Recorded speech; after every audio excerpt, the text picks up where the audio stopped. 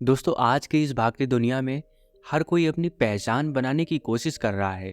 हर कोई सोचता है कि हमारी वैल्यू बढ़े और कुछ लोग इसमें बहुत आगे निकल जाते हैं, तो कुछ लोग बहुत ही पीछे रह जाते हैं। तो कुछ लोगों को अपनी पहचान बनाने के लिए, अपनी वैल्यू बढ़ाने के लिए बहुत ही ज़्यादा संघर्ष करना पड़ता है। दोस्तों, गौतम बुद्ध ने जो पहचान बनाने के बारे में बात की थी, उन्होंने बताया था कि अपनी पहचान को कैसे बढ़ाया जाए, अपनी वैल्यू को कैसे बढ़ाया जाए। तो आज के इस वीडियो में हम वही सब बातें आपको बताने वाले हैं। अगर आप अंत तक बने रहते हैं तो आप भी अपनी कीमत को पहचान जाएंगे, आप भी अपनी वैल्यू बढ़ाना सीख जाएंगे। तो बिना समय गंवाए गौतम बुद्ध के द्वारा बताई गई उस बात को एक कहानी के माध्यम से आप सबसे साझा करता हूँ। दोस्तों, जब भगवान बुद्ध अपने शिष्यों को उपदेश देते थे, वह जिस भी गांव या राज्य में उपदेश देने के लिए जाते थे, तो सभी लोग अपनी अपनी समस्याएं लेकर के भगवान बुद्ध के पास पहुंच जाते थे। और कई लोग तो उनका इंतजार कई महीनों से करते थे कि भगवान बुद्ध आए और वह अपनी समस्या उन्हें बताएं, ताकि वे उनकी समस्याओं का निराकरण कर सके।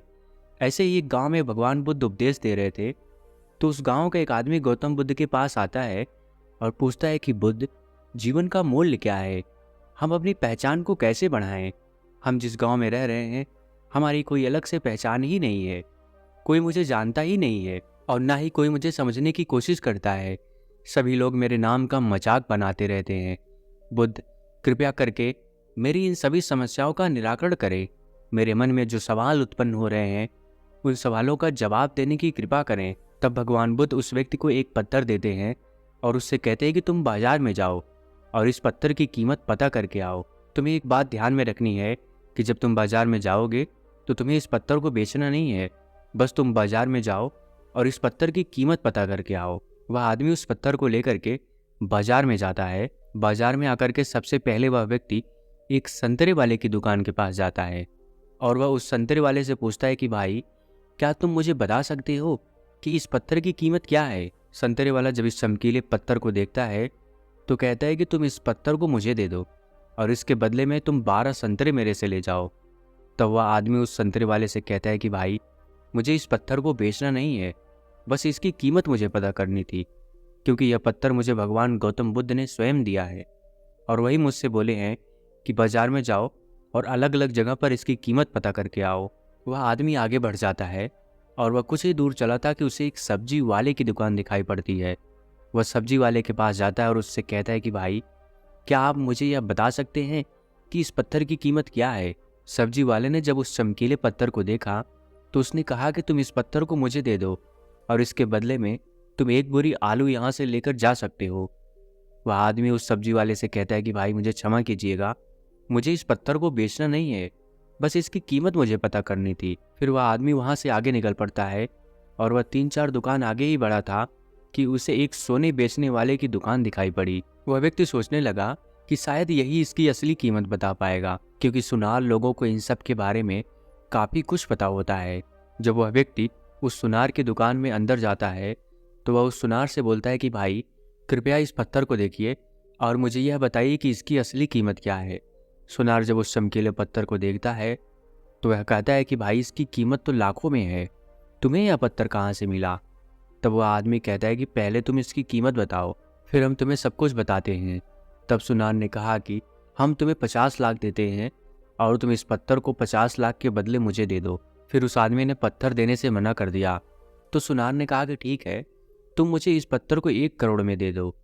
तब उस आदमी ने कहा कि क्षमा चाहता हूँ, मेरे गुरु ने इसे मुझे बेचने से मना किया है, बस वह मुझे बाजार इसलिए भेजे हैं ताकि मैं बाजार में जा कर के इसकी अच्छी और सही कीमत पता कर सकूं। वह आदमी और आगे बढ़ जाता है। धीरे धीरे वह कुछ ही कदम आगे बढ़ा था तो उसे एक हीरे के व्यापारी की दुकान दिखाई पड़ती है, जो कि बहुत ही अच्छे से सजाई हुई थी। उसके यहाँ कई सारे नौकर लगे हुए थे।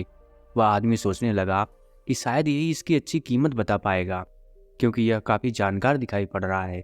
वह व्यक्ति उस हीरे की दुकान में घुस जाता है और हीरे के मालिक से पूछता है कि भाई, क्या तुम मुझे इस पत्थर की कीमत बता सकते हो? वह हीरे का मालिक सबसे पहले उस पत्थर को लेता है और उसको एक साफ कपड़े पर रख करके उसकी पूजा करता है। फिर हीरे का व्यापारी उस आदमी से कहता है कि तुम्हें यह पत्थर कहाँ से मिला? अगर मैं इस दुनिया की सारी कीमती चीज़ों को भी बेच दूं, तब भी मैं इस पत्थर की कीमत को नहीं बता सकता। वह आदमी हैरान हो जाता है।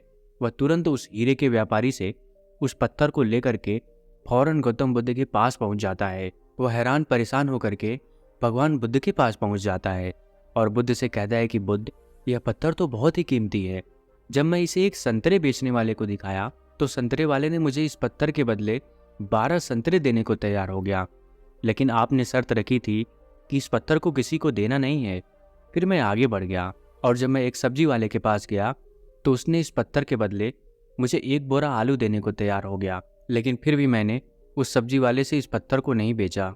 फिर मैं और आगे बढ़ा। कुछ ही दुकान में आगे बढ़ा था कि मुझे एक सुनार की दुकान दिखाई पड़ी। जब मैं उस सुनार के पास गया और मैं उससे इस पत्थर की कीमत पता करने को कहा तो उसने बताया कि इस पत्थर की कीमत 50 लाख में है।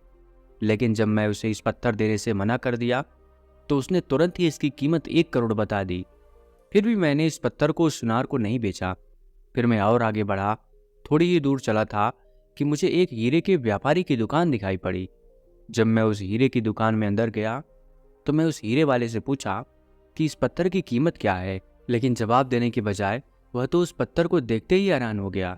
मुझे उसका जवाब हैरान कर देने वाला मिला। हीरे के व्यापारी ने कहा कि इस पत्थर की कीमत तो सारी दुनिया की कीमती चीज़ों को भी बेच करके नहीं चुकाई जा सकती। इसे कोई नहीं खरीद सकता। इस पत्थर की कीमत का इस दुनिया में कोई खरीदार नहीं है, क्योंकि पूरी कायनात में कोई भी ऐसी चीज़ बनी ही नहीं है जो इस पत्थर को खरीद सके। उस हीरे वाले व्यापारी ने इस पत्थर की कीमत तो बहुत ज़्यादा बताई। तब वह व्यक्ति गौतम बुद्ध से पूछता है कि बुद्ध, सब लोग इस पत्थर की कीमत अलग अलग क्यों बता रहे हैं? मुझे कुछ समझ में नहीं आया। यह तो एक पत्थर ही है, बस यह एक चमकीला पत्थर है, लेकिन इसकी कीमत अलग अलग जगह पर अलग अलग है। कृपया आप मुझे इस बात को विस्तार से समझाने की कृपा करें। तब भगवान बुद्ध उस आदमी की बात को सुन करके थोड़ा मुस्कुराते हैं और उससे कहते हैं कि यह दुनिया बहुत ही अद्भुत और निराली है। यहाँ तरह तरह के लोग पाए जाते हैं और जिसकी जैसी सोच है वह अपनी उसी सोच से ही इस दुनिया को देखने का प्रयास करता है।